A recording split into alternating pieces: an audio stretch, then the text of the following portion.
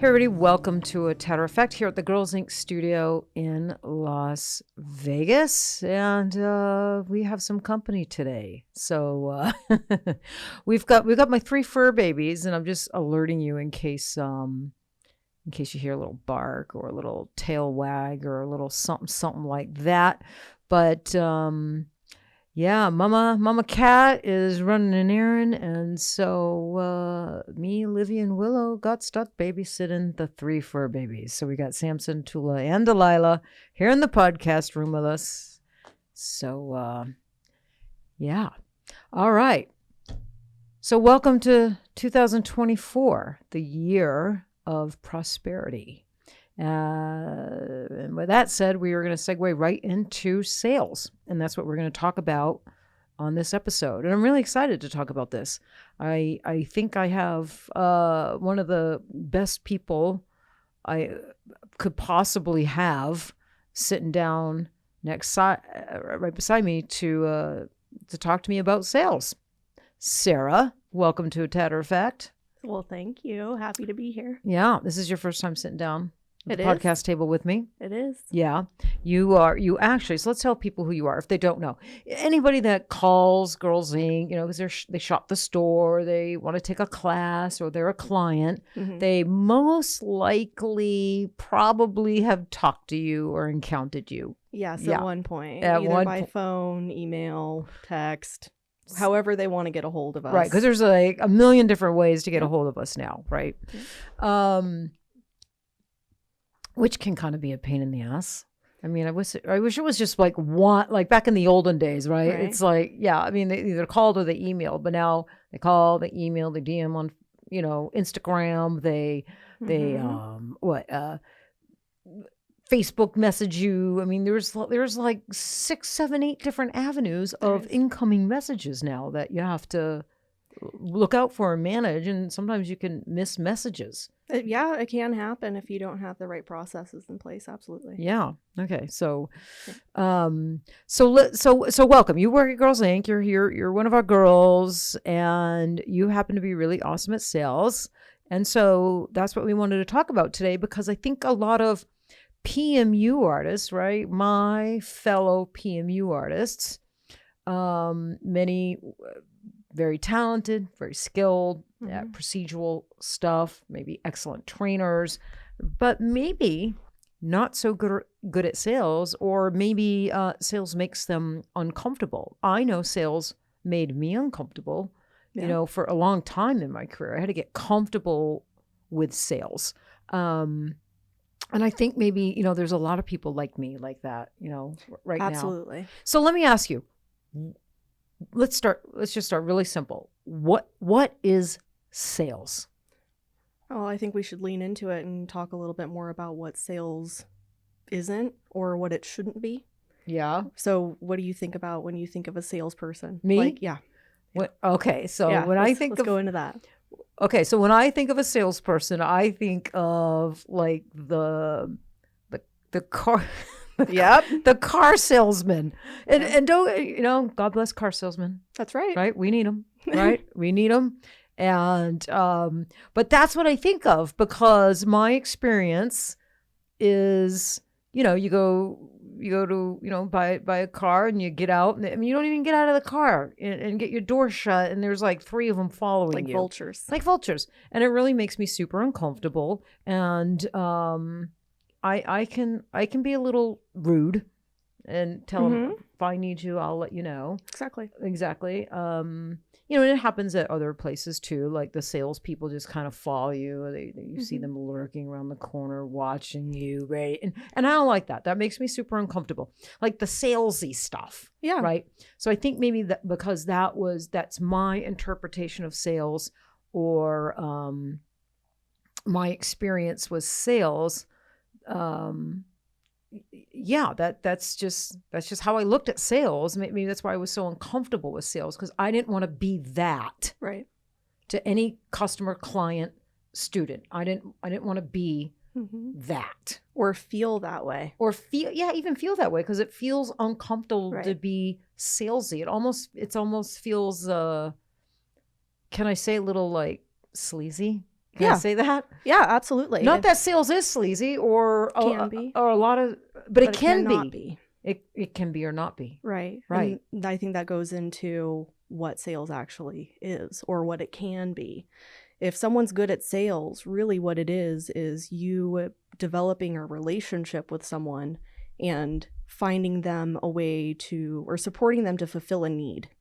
Mm-hmm. Right? So when you're looking at someone and you're talking to them, you can see where their pain points are. So it's more about active listening. Where their pain points are? Where their pain points are. Can you explain that I'm not even sure if I really understand that. Yeah. So a pain point is something that someone is struggling with. Okay. Right? So we can look at it from a permanent makeup perspective of you've got a client who comes in who's interested in getting their brows done. Say it's an older gal, mid 70s, early 80s, and she's shaking. She can't do her brows anymore. How common is that? Yeah, because she's got a handshake. She's got a handshake, yeah. but or she they wants just to can't feel see beautiful anymore, right? Like someone just can't see, or they got the tremors, right? Yeah, and it makes them self-conscious. That's a pain point. Okay, and that's something that when you're developing that relationship with that client, you're going to learn more about that. Now, it's going to be a lot easier if they come and find you, but what if you have to go and find those people? You have to be able to have conversations with them, develop a relationship, and develop trust. Right. And there's a variety of ways to do that, right? Social media, you name it. But you need to be able to find that pain point, and then you lean into that pain point, build the trust, and then you capture the sale. Right. Right? It doesn't have to be sleazy. It doesn't have to be, and you can have beautiful brows too. It doesn't have to be an infomercial. Right. Well, look at all the ads like on Facebook now. I don't know why, but a ton of like coaching ads are just showing up on my Facebook feed, and they all sound so spammy to me. And they're not even like coaching people or coaching ads in permanent makeup. There are people that like I've never heard of, and it just seems like they're just a dime a dozen now. That's what everybody moved from being an influencer into now coaching, and it's just constant on my feed. And they all, none of them sound sincere to me. They all sound really spammy and salesy and make me really uncomfortable. Like I would never sign up for any of the ads, the way they're written, the way these people are approaching their ads or approaching potential, customers like me, because I like to do coaching. I like being a student of a good coach. Right. Someone who's smarter than me and has achieved things that I have not yet achieved but desire to. So I believe in coaching. But so it's all spammy. So that's probably, would you say that's the biggest mistake people make when it comes to sales, is being all gitchy and spammy? And yeah, I think that the responsibility of doing sales, just as being a salesperson, right, and priding myself in being in sales, is that it's not so much about what you can offer. It's you should be talking less than the person you're selling to. And so that's where a lot of companies go wrong, because they want to have the flash and pizzazz and go, we offer all of this. Well, that's great. You're not thinking about your client. Right. Client first. And that's where it comes sleazy. The guy at the car salesman coming up to you, he's looking at you like you're the dinner check, right? And you can feel that. It carries through. Yeah. So if your way of being, if your intentions aren't pure and true, you're not going to capture the sale. And if you do, it's going to be short-lived. Right. Right. Right. And so I think that that's where the sleazy and spamminess comes from, because the companies that you may be seeing on Facebook, their intentions are not right. Right. And you can see right through it. Right. And can you oversell, like oversell yourself, or what am I trying to say? Like sometimes in permanent makeup, I'll see the ads. It just seems like they're overselling themselves. Like like they're promising like too much. I guess like they're overselling. Yeah, overselling and maybe over embellishing what they can do. Right. Right. And there's nothing wrong with it. Maybe they think that that's what's necessary, but people can pick up on that and they do see it. Yeah, and I think people right now are desperate for authenticity. Absolutely. Yeah, and they recognize authenticity. They do. Right. And you can see right through it when it's not. Right. Right. So as PMU artists, Sarah, look, I'm a PMU artist, so, and, for many, many, many years, my only stream of income was clients. And so I had to go out and, capture clients and build a clientele, which I did really successfully. But in PMU, there's so many different, now, so, there's clients, there's students for the classes if we're trainers, there's students for our online courses. Yeah. There's customers that we want to attract to the store and our products. So sales must be understood. It must be mastered in order for a PMU artist to be successful, whether they are a solo PMU artist with a clientele, or whether they are a PMU artist and a trainer, or a PMU artist, a trainer and a store. No matter where they are in their career, the PMU artist must thoroughly understand sales and how to execute that in order to thrive, in order to earn an income and thrive. So for our listeners, and I think a lot of people really struggle with that, especially right now. There's a lot of competition in our industry right now, right? It's inundated with artists right now, more so now than ever before, and with a bad economy. Right. On top of that. Right. So times are really difficult right now for PMU artists. So I guess where the PMU artist that is struggling right now, like where do they start? Like, what's a good starting point for them? Because there's lots of little webinars and courses and coaching programs, and sometimes I don't think they really get to the issue and really give a good, solid starting point and plan for the PMU artist that just doesn't really understand sales. Do you know what I mean? Right. It's like a realistic starting point and a plan for the PMU artist. Like, where do they start? They start with relationships. Start with relationships with your current clients. If you have potential students, do you know what their kid's name is? Do you know what their husband's name is? I think that starting with relationships and building a one-on-one connection with each and every person that you possibly can. And if you've got a few, start keeping notes. Right. And you do that with your client chart notes. Oh, 100% I do that. And I've talked about that on my podcast several times. And in all my, online courses, I talk about that the client comes in, if, I want them talking, I want to get to know them. And I ask them questions. Right. And so if they talk about dogs, I write down the names of their dogs. Right. If they talk about their daughter and, she's off at this particular college, I write that on my notes, and all the particulars that they talk about. I just had a gal in who actually started opening up and talking to me about sex with her husband. Nice. I mean, out of the blue. Yeah. Out of the blue. I mean, it wasn't prompted, it wasn't solicited or not. I mean, this lady just needed someone to unload to, and for whatever reason she felt really comfortable, and then she's telling me some things, so I'm curious. I'm a curious person by nature. Couldn't help yourself. No, I couldn't help myself. Now I'm prying. Now I'm digging a little deeper, and I'm getting some information, Sarah. So imagine my notes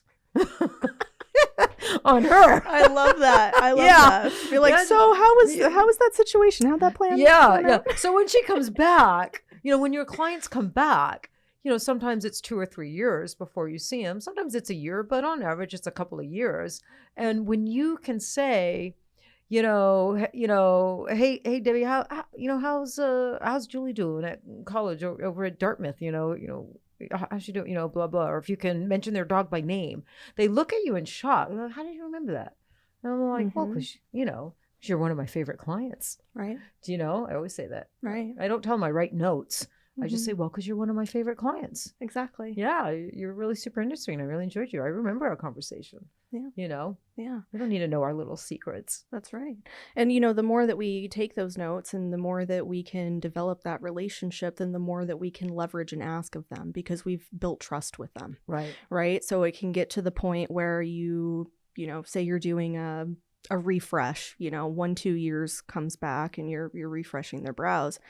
And you say, do you know anyone else I can help with this? Do you know anyone else I can support that maybe, you know, wants to feel good? Yeah. You know, and then you start expanding upon your connections and it comes from a different point, right? It's not, hey, do you have any friends that can come to me and pay me a few $100 for me to do their brows in a little bit? Yeah. No, it's who else can I support? Who else can I help? Yeah. You know, and so it comes from a very different place. And the same thing, I mean, that can go for studio clients, but that could also go for if you're a trainer. Right. Right. And while I'm really glad that you enjoyed the training, is there anyone else that you know who's been struggling with getting good saturation? Maybe we could get in touch with each other and I can help them too. Yeah. So basically everything so far that I've heard you say, it's getting personal. Absolutely. Right. That is so important. Like connection, like human to human connection and getting more intimate and more personal.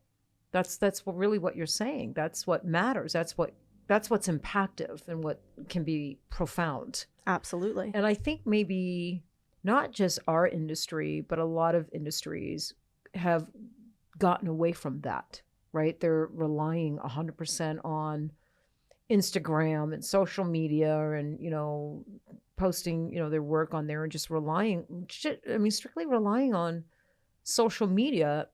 And we all know now that, and if you don't know it, you know, I'm here to tell you that social media, Instagram and Facebook, it doesn't work the way it used to work.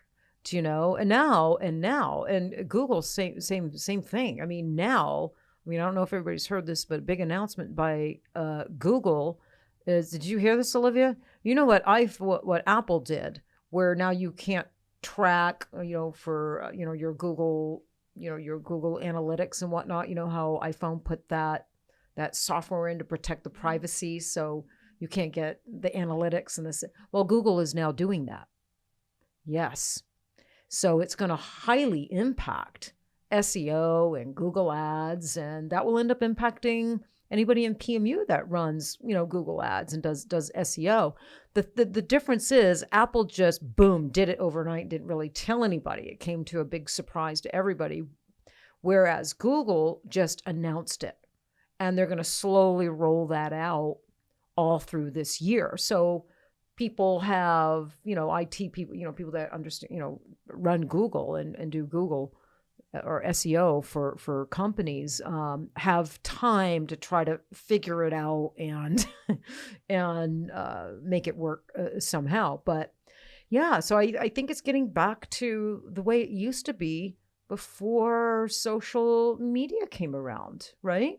Right. And I think that those who capitalize on social media with what it does, if you could have a combination of a realistic expectations of what sales can be, right? And with your social, those people are coming to you. You're finding those people. How can you expand on the relationship in different ways other than one-on-one? Right. You know? Yeah.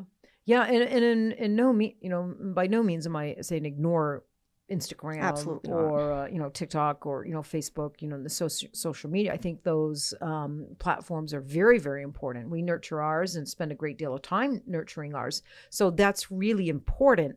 But I think it's in addition to that, getting back to like what you said, you know, reaching out to clients and touching base with your clients, your students. But that's uncomfortable for some people, Sarah. Do you know? That's uncomfortable for some people. So two things. It can be uncomfortable for some people, right? Maybe they're shy. Maybe they're afraid of a rejection. Maybe they feel they don't want to bother anybody. So you can have that person, right? You know, or you can have the person that just doesn't have time. I mean, they sit in that chair and they tattoo clients all day long. Maybe they're a mom and they got children and a home to run, and they just don't have time. So what do you say to the person who is shy and not comfortable reaching out and just, just not comfortable with that? What do you say to that person? I would say take a good close look at yourself, because at this point you need to sell yourself. Yeah. And if you can't do that, then that means that you don't believe in yourself for some reason. So that might be something that you want to look into. I understand that it's uncomfortable, because at one point I was that person. Yeah. And it was not easy to get over that. How did you get over it? So I actually went and got help. I went and did leadership training. Okay. And to the point where everyone knows we're in Las Vegas, right? Yeah. So they sent me out on the, listen to this, ladies, okay? They sent me out on the strip, and I had to run for U.S. Senate in flip-flops and a blazer and a lined piece of paper, and I got 75 signatures in about 2 hours, and it was the most mortifying thing I have ever done in my life. But I tell you what, everything seems a heck of a lot easier now that I've done that. Yeah, well, we've talked about doing something like that for our apprentices. I think it would be, that would be right? a We've great talked about opportunity. Doing that kind of exercise for our apprentices, bringing them to the strip, and they got to get so many signatures and whatnot. And I understand that's an extreme measure. I don't recommend everyone do that. No. But the more that you can do what I like to call exposure therapy, putting yourself out there and do it around a general interest. Go and find people, strike up a conversation at the grocery store. Just tell them that they look nice that day. Yeah. You know? Well, what about you? They can even do like little farmers markets and little, they, like in Vegas, they have a lot of these little markets, and we did them. We did, several this year. There was like a vegetarian market, right? Vegan market.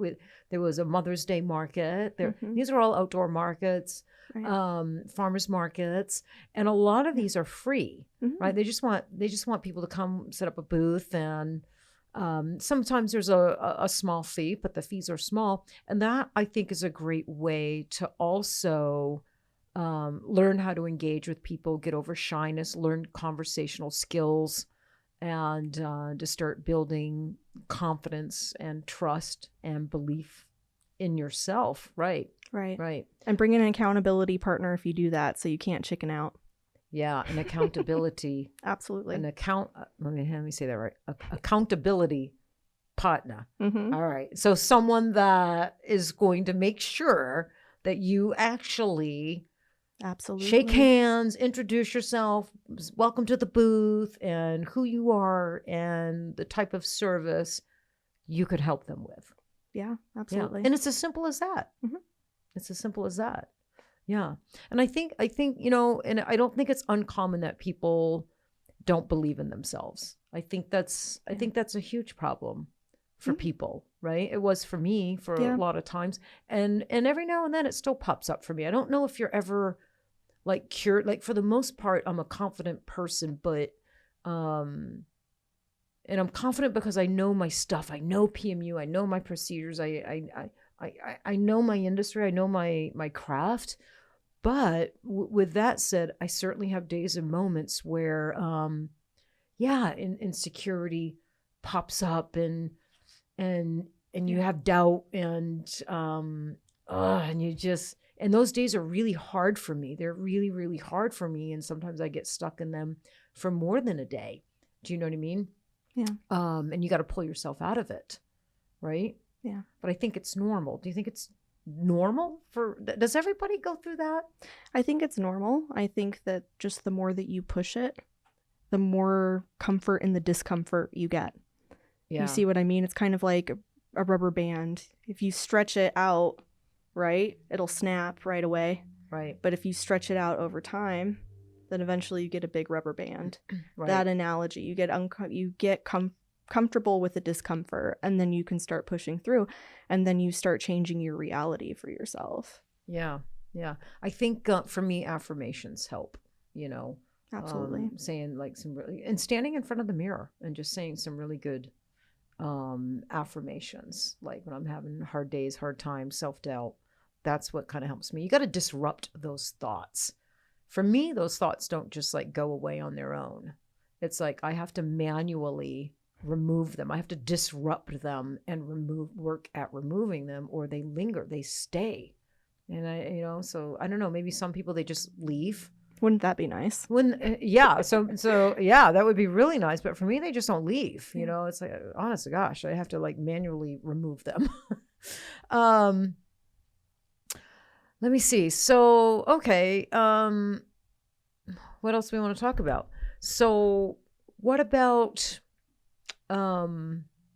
increasing sales, like with what they have now, like where they are now, what they know now, what they have now. So if you have someone that has like a studio, like a it doesn't have to be a big studio, like just a studio, a little front lobby, little area, maybe a couple rooms, and or even if they just rent a room. They rent a room inside of a salon. I mean, that's their studio, right? Mm-hmm. They're renting a room inside of a salon. What can they do to develop other revenue streams? Because I always felt it was important to have different revenue streams. So if clientele was down, and a lot of times that's down in like December, because people don't want to get stuff tattooed for the holidays. So that you have other revenues to kind of carry you through when maybe, clientele bookings are low. One thing I can think of is adding some retail products. Oh, absolutely. Right, that your clients would like and buy. Yeah, and I agree. And the reason is because they're already coming in. They're already paying for a procedure. So what you're doing is you're increasing the value of each appointment that you have. Right. And that's simple. And you can leverage your relationships to figure out what your clients are going to want most. Do you want to sell extra aftercare? Do you want to sell for our estheticians out there that do both aesthetics and permanent makeup? Right. Are you carrying a skincare line? Right. Yeah. There's a lot of different things that they can do. They could even have a little retail space. Yeah. You can buy a great little cabinet at like an antique store, or we have consignment stores out here in Vegas and little antique marks, and you can find cute little display cabinets and vintage looking, and if they need a little painting, you can paint them. It doesn't have to cost that much. Right. And you can start out with 1 or 2 items. Absolutely. Actually, would be a good thing if someone just went, someone listening just went, that I've been thinking about that, or that's a good idea. I think I'm going to look into that. How do they know? How would they know, like, what items? Would they maybe put out an email because hopefully everybody listening has like Constant Contact, or if not, get on it. What do we call that? Like a CRM of sorts. CRM of sorts. Yeah. Email marketing provider per Willow. Email marketing provider. Thank you, Willow. Where you have all your clients in an email database. So you can send out messages and announcements to your clientele, right? Which I think is a great way to keep in touch with your clients. I think once a month at least. And, but maybe would that be a good way to know because you don't want people, I think what people get afraid of, they're going to, invest a little bit of money in retail product and then it's not going to sell. Right. So maybe a good way to ensure what you invest in is going to sell is to put out an email to your clients and ask, when they come into your studio, like what would they love to see? What would they purchase? What would they purchase? Yeah, right? Absolutely. And collect some data that way. Yeah. And don't feel bad about asking that question too, because your customers want to give you feedback. And if you have that relationship with them, they are going to be more than willing to give that information to you. Right. Yeah. Well, I think a lot of people don't engage or communicate with their client until the next time that they see them, which could be a couple of years. So a lot can happen in those 2 years. Maybe that client came and got their brows done with you and you guys laughed and you connected and, you hugged her goodbye. But now it's been 2 years. I think people might forget that connection that they felt with you in that moment if there's been a 2-year gap with no engagement, no communication. So I think it's important. So what is, but sometimes, Sarah, people don't really have a, you can only run so many sales. I think some people think email blasts have to be all like sales, like a Mother's Day sale or 50% off on this. Can it just be once a month, like a mess, like a nice sentiment, like a beautiful message? Or absolutely. Yeah. And the reason is because the objective is to be on top of mind of your clients all the time. You want them to think about you when something comes up. They're your best salespeople. It's not you. Right? Your clients will speak for you and your quality. So yeah, a little sentiment or a little update of, hey, this is what's going on over at the studio. Send a picture of your dog to them. Yeah. They want that connection more than ever. Yeah. Or if you stumble across like a quote that really touched you. Absolutely. In some way, you could share that quote with your clients. Look, I came across this quote and it really touched me. Yeah. And I thought it might touch some of you as well. So I wanted to share it. It could be something as simple as that. Yeah. I agree completely. Okay. So that's one way, because you're right. Our clients are our sales force, and it's up to us to build, develop, and nurture that sales force. Absolutely. And you do it by human to human contact communication. Yes. Right? Yeah. And a lot of our clients I know our most loyal clients here at the studio are clients that are 50 and older. In their 50s, 60s, 70s, and 80s, right? Those are the ones that not necessarily on Instagram, on Facebook, but they're on Facebook so they can communicate with their kids or their grandkids. They're not really, perusing Facebook and clicking ads. So there's that that whole group of people that you may not reach if you're only posting on social media. Right. And that group of people, they end up being my favorite clients. I do right now in my career, that's my big percentage of clients is the gals that are 50 and older. And they love me. Yeah. Yeah. And they're so loyal. They're loyal, and they are the sweetest ever, and they're so sassy. Teryn's clients are so sassy. They are I love them. They are sassy. I know. I don't know why. Life goals. Yeah, life goals. Well, we talk about everything. Yeah. We talk about everything. They all know, like, I'm gay, right? And and they love talking about Cat. Cat peeps in the room and says hi to him all the time, and these older ladies, they are hysterical. They are hysterical. They love to talk about sex.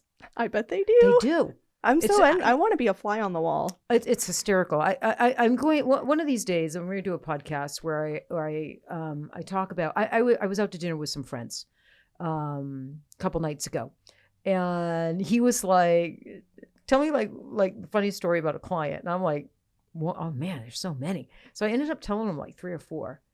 And he was dying laughing. He could not believe his ears. And I'm like, oh, hell yeah, Will. That happened. I'm not even kidding. And he's like, you have got to do a whole podcast where you just tell these stories. Should. Client roundtable. Yeah, because I have some stories that are like crazy. Absolutely crazy, as I'm sure many do. I know Mary Richardson has a story that's absolutely like crazy. Yeah. So yeah, I think that's good. So okay, so if they have a little studio, they can do some retail. Yeah, open up a retail space and do some products and believe in it. And remember, it's not about, oh, look, I've got all of this product. They're going to tell you what their pain point is. They're going to walk themselves right into it. Now, you can ask questions to be able to guide them. Right. To the product, but ultimately they're going to tell you exactly what they need. And if you have it, then great. You have a solution for them. They're going to be so happy that you have it. Right. Yeah, I agree. Second thing they could do is if they have extra space in their studio, they could rent that. I mean, we have a big training room, and we have trainers from all over the world that come in and they, they rent that space for 2, 3, 4 days, and they see their students.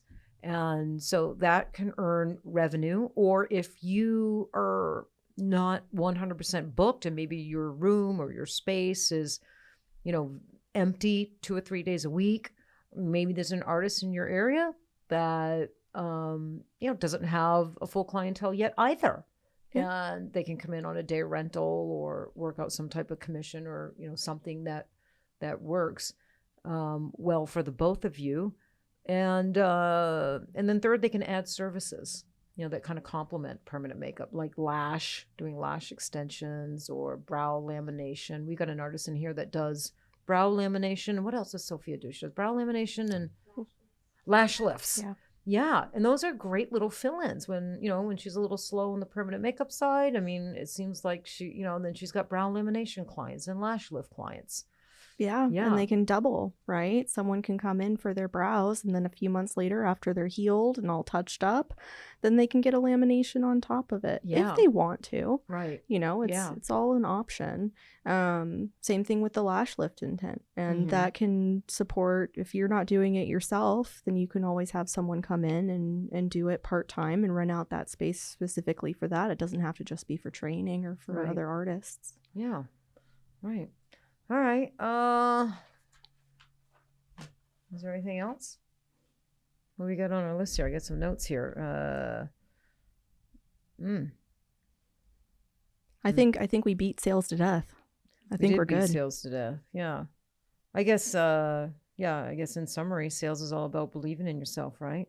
Because you're selling yourself. We are the brand. Yeah. Right? We are the brand. That's right. So, I think it's interesting. Like some people, like I opened up like Girlz Ink, right? Like, but because I didn't want to open up a studio or a business under my own name, like Teryn Darling, and a lot of people do. There's a lot of people in the industry that their brand is their name. Right. And I think I was so shy and so uncomfortable with sales. I came up with Girlz Ink because it was a way for me to kind of hide behind it. Yeah. For quite a few years, Sarah. It was Girlz Ink, and I could kind of hide behind it until we started, the name Girlz Ink or my name started to gain some reach, and be, a little more recognizable. And as that grew, I could no longer hide behind the name Girlz Ink. And you outgrew your own name. Kind of outgrew my own name. Yeah, it kind of happened a little unexpectedly, but it was a slow burn. Thank goodness. I mean, when I started, it was a slow burn to get to where I am now. It seems like the track from first learning PMU to being a trainer, having your own studio, and having a good name for yourself it's a lot faster nowadays. And when I was coming up, it was a lot slower. It took a lot longer to get there. And I really didn't mind that. I moved slow, and I was very calculated, and I wanted to make sure I was comfortable with every move I made, and I wanted to make sure I was ready for every move that I made. Right. But I will say this. I wish I had moved faster in some areas. And so if I left our listeners today with anything, it would be to don't wait until you think you're ready, because you may never feel you're ready. And that's what probably prolonged some of my achievements. Yes, and fulfilling some of my goals is because I waited too long. I was waiting to feel ready, or maybe feel deserving, right?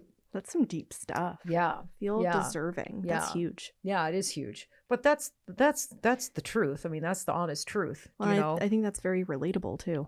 Right. I feel like that a lot. I'm sure that there are a lot of others that feel that way too. Yeah. So how do you push the envelope to feel deserving? I think for me, it was making sure, like, because when you're building your career, when I was building my career, or any one of us building our career, whether it's clients, whether it's students, whether it's customers, you're giving a service for payment. You're taking money.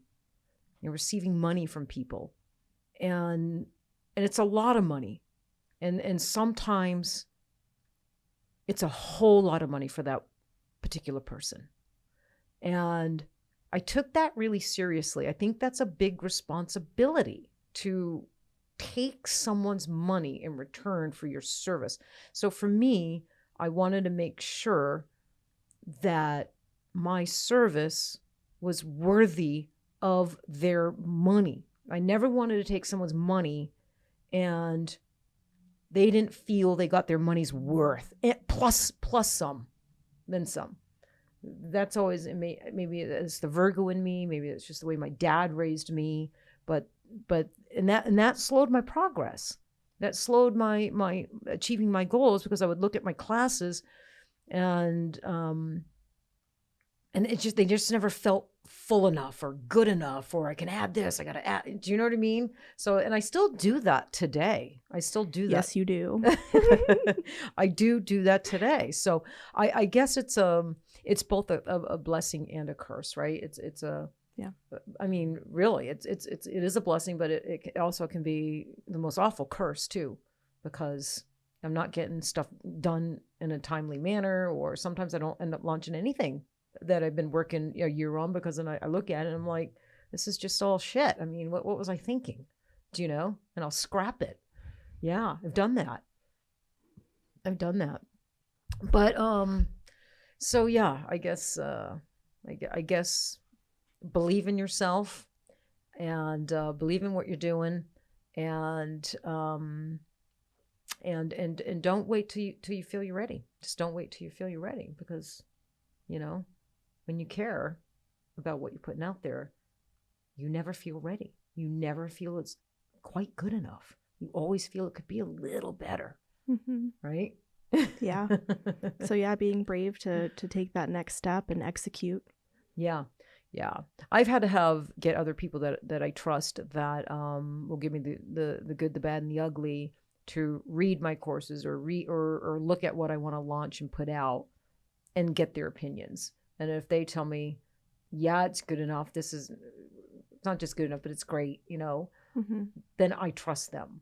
Right. And then they're also the ones that are going to tell me, well, I think you should add this, or I'm not sure if they're going to quite understand that. Maybe you should, so, maybe, that works for me.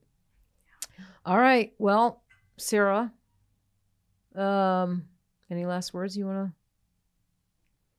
Don't forget to sell and believe in yourself.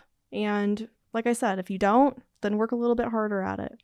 And like Teryn said, if you don't believe in yourself, then find someone else that does. They'll give you a second opinion, love you up a little bit. Yeah. Right? Yeah. Yeah. I said, I always say the only difference between you and someone who has achieved their goals and you that have not is they believed in themselves. So true. And you did not.